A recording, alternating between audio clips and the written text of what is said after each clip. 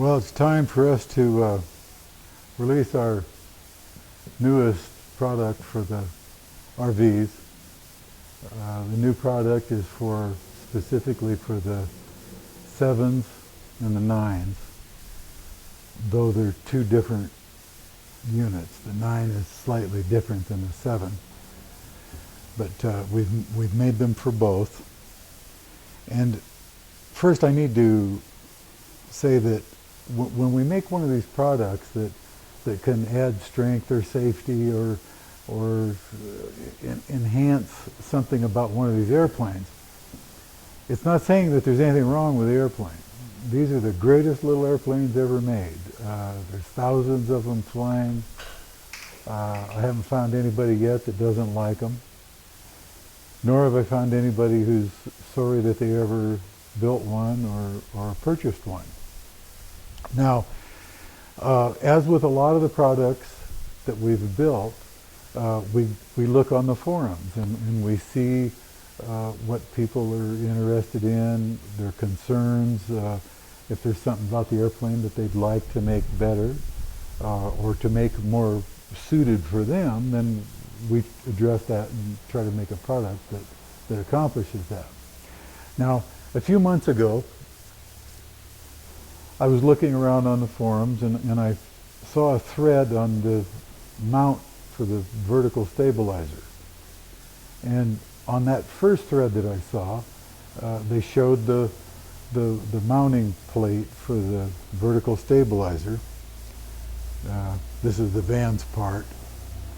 And it addressed some issues that some people were having with cracks forming here at these slotted holes.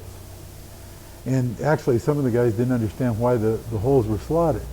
Well, the reason they're slotted is so when this is bolted in, you can raise or lower or change the incidence on the horizontal stabilizer without moving everything else. You can loosen the bolt and shim it up and down and tighten the bolts back.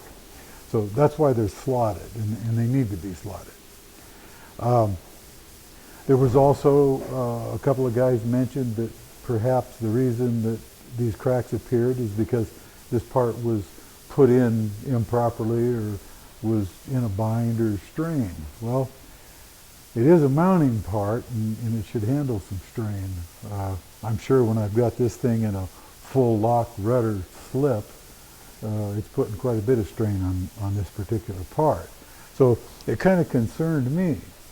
Well, then I saw on the thread, I believe it was another thread on the Vans Air Force forum, another problem that popped up that was a crack in a slightly different area. And I've made some pictures of it here.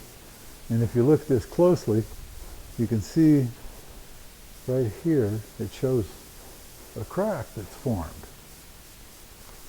Now, here's a close-up of it.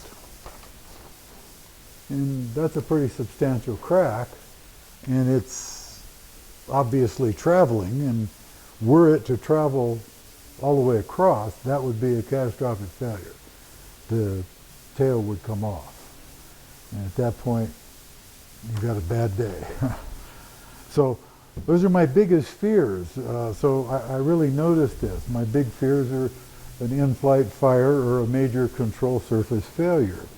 So if the possibility exists and there's anything I can do to eliminate it happening, however small the chance. Now, I'm sure out of the thousands of these airplanes that have been flying, this hasn't happened many times, and I haven't heard of any tails falling off. But I've added to my annual inspection list of things that I check that, because I'm going to look at those even more closely every time I get the opportunity. So, for my own peace of mind, I set out to make a part for myself. I mentioned on the forums that I was going to do this, and several guys popped on there and said they were interested, and then I just got numerous emails from guys saying that when I do this, to please let them know because they'd like to have it too. So I'm not saying there's anything wrong with the airplane, but there's a problem here that can arise, and it may never, but the product we've made eliminates it.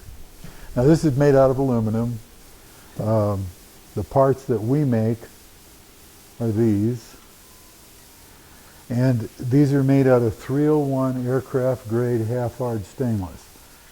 This is extremely strong material. One of these would be stronger than two of these put together. Matter of fact, more stronger than three of them put together. So what we've done is we've made these pieces, and instead of making one piece, now if your piece from Vans isn't cracked, then don't change it. Leave it alone. We made this piece to work in conjunction with it. So you have that plus the added strength of threefold of these. Now, instead of making it one piece like this one, we made it in two pieces. And the reason being is when this is in your airplane, you can take this bottom bolt, these two bolts out of one side, without disturbing any of your shims or the way your airplane is rigged or set up. And you take half of this. You take these three bolts out, and you put this piece in. And as you can see here, I'll try to get up here by the camera, it nests perfectly over the stock Vans part. Now, these are clearance holes for the rivets, and the bolt holes line up perfectly. So you put these three bolts back in, then take the bolts out of this side, put this one on, put those three bolts back in, those existing bolts, and then after this is all done, and you haven't really disturbed anything, now you go up here. Now these holes clear all of the existing rivets. These three holes on each side.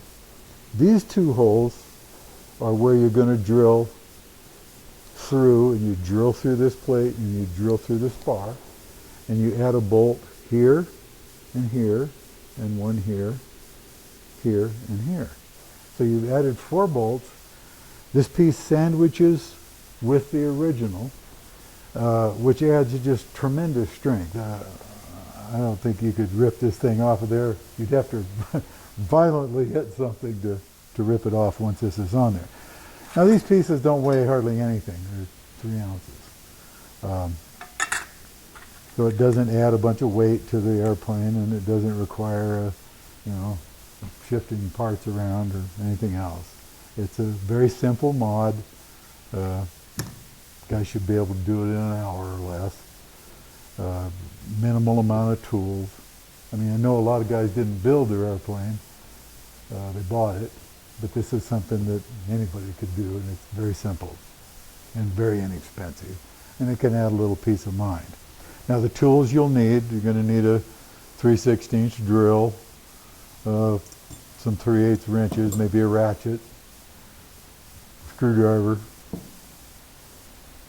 screw gun if you got one to take the fairing off. And that's pretty much all you're going to need to do this mod. So I'm going to pull the fairing off, and then I'll come back and show the installation a little better. Okay, now we've removed the fairing, and to speed things up a little, I went ahead and removed the bolts on this side, so we can install the one side and without making the video so long everybody goes to sleep. So we take this side, this would be the right side, and it lays in here and nests right over the top of the old rivets. You put the bottom bolt through.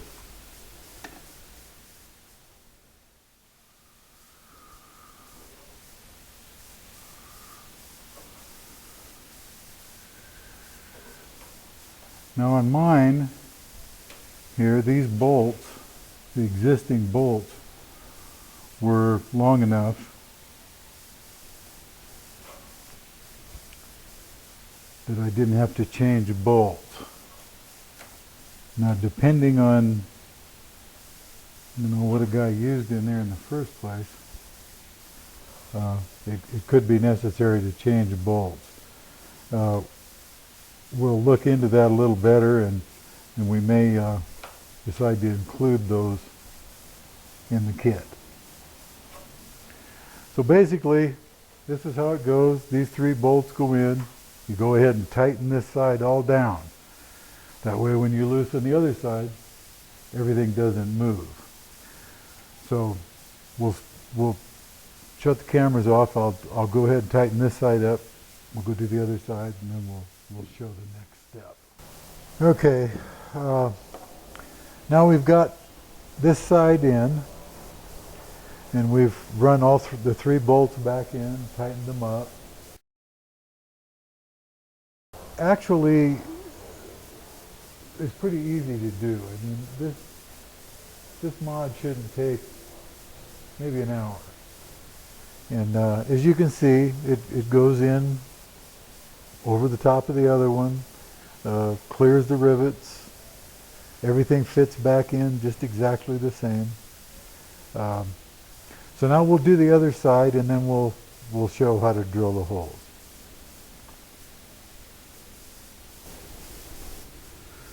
Well, that pretty much is the installation. Just one side at a time, so you don't disturb everything. Get all the bolts in and tight. Then you go back in, and we're going to put in 4 more bolts. Now, as you can see, these holes, there's 3 in each one, span the rivets. Then there's a bolt hole here and a bolt hole here. You have to drill these holes through, basically put the same bolts in like you've put down here. And once this is on, you can pretty much not worry about the tail anyway. There should never ever be a problem with that bracket because it's 4 times stronger now. So take a break here, and we'll put the bolts in, and then put the fairing back on, and we'll go fly. Now, we're going to get those 4 holes in. Clean up our mess a little bit. Put the bolts in, and we're going to be good to go.